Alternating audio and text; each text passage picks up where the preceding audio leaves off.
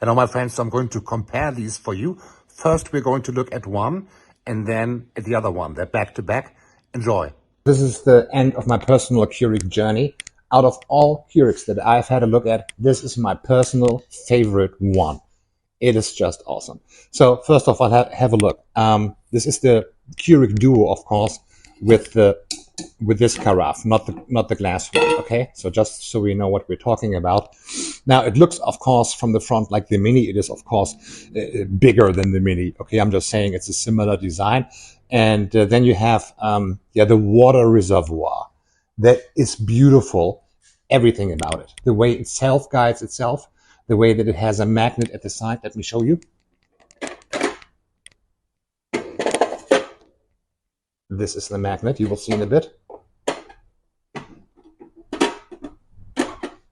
Nothing rattles, nothing clumsy, so I like that.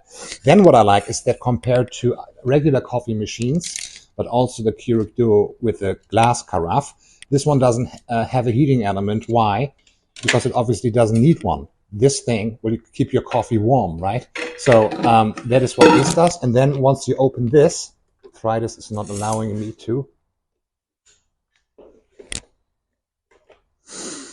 Okay, this basket, in a different video I didn't see that, but this basket, this one, is also included, right? So you put your regular coffee in here. And then, if you want to do the K-cup style, it goes in here the old way, okay? You have a strong brew button, and then you have 6, 8, 10, 12. The only thing to know now is these are cups if you wanted to have regular coffee. And this button stands for K-cups. So if you press this one, then you will get 6, 8, 10, 12 cups out of this water reservoir.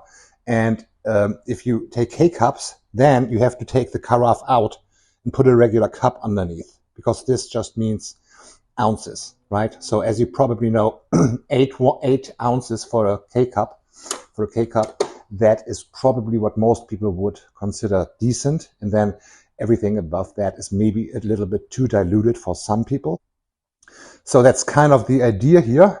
Yeah, this will fit under most kitchen cabinets, but it's also, nothing to complain about. It looks beautiful. In any event, I hope you like it. Enjoy if you get yours. Hello, my friends. So here's the Keurig Mini, and I'm coming to you from the perspective of a German, and we don't have Keurig that much in Germany because it's an American company. So before I tell you why it's not for me, I would like to tell you what really kind of impressed me.